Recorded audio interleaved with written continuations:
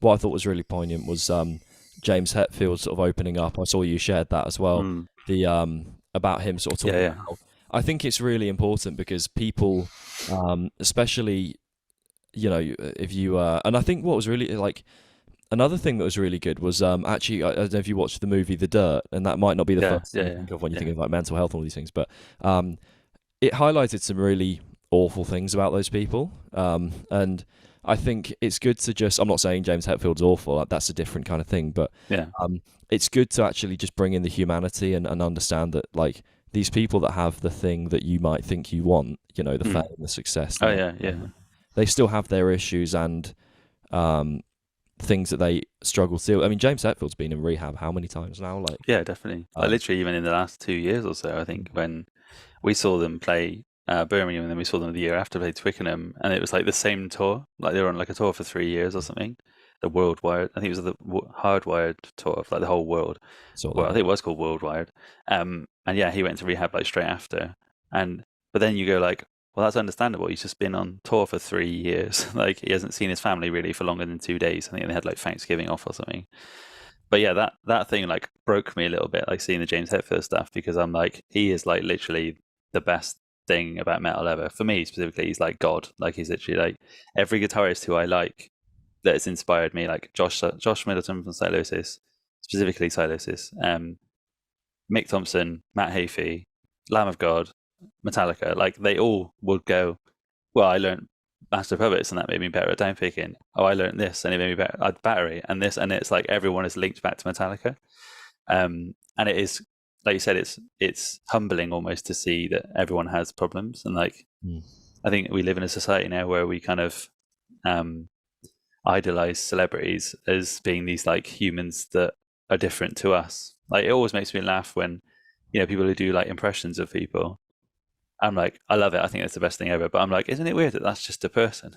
Like when they impersonate Johnny Depp, he's just a guy, and when they impersonate, I don't know, Gordon Ramsay, he's just a guy who talks that way. Like anyone can impersonate anyone, but yeah, when James Hetfield did the like whole breakdown on stage thing, I was literally like, oh my god, like literally sat there with like little tears in my eyes. Like this is one, it made me feel sad because it means that he's sad, but two, weirdly, I think it's also because he looks like my dad, or like my dad looks like him.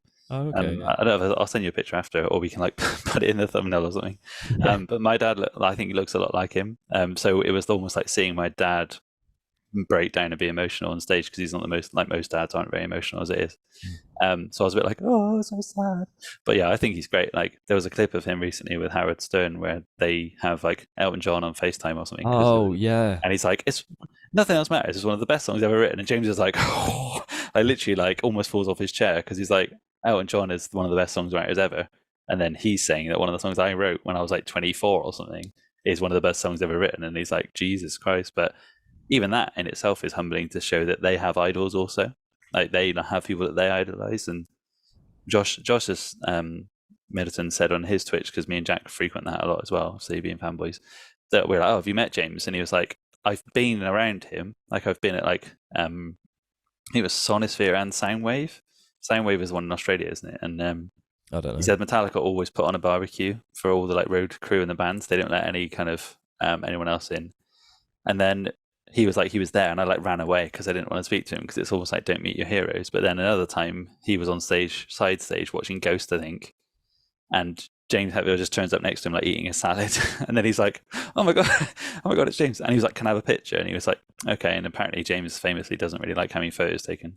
And then as soon as he did it, like everyone noticed he was there, and then ran over and wanted to have photos with him. And he was like, I feel really bad now. But yeah, I mean, like that's just going to happen. But even he was like, I was in, you know, talking distance of him, and even I didn't want to say anything. So it's almost a bit like, oh my god, like when was that of interest? I think that was Sonisphere, like when it was a festival, which obviously isn't anymore.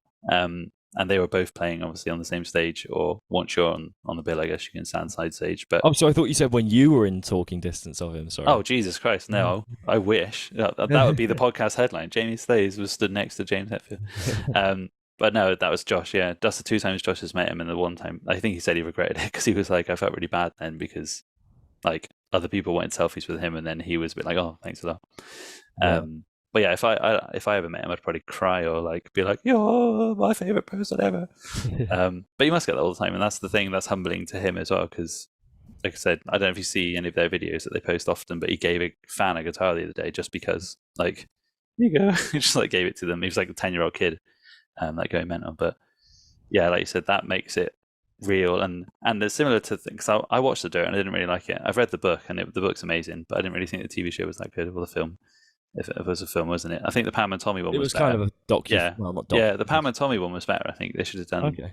The Dirt would have been better, a bit more like that. But I always talk to people who like, I don't know if you get it as well, but you always have like kids being like, oh, how do I get in the record label, or how do I do this? And it's like, just because you see, like you said at the beginning, just because you see the people that you idolize getting these things doesn't mean that you should get them, and it doesn't mean that if you get it, it will answer all your questions as well.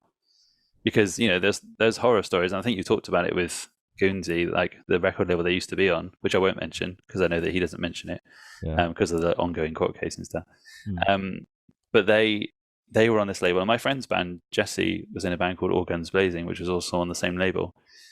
And it was like you were signed into this contract of hell, and it was like you had to record in their studio, and it had to be mixed and mastered by them, and you owed them loads of money, and they almost used it like a pyramid scheme to fund the bigger bands that were at the top.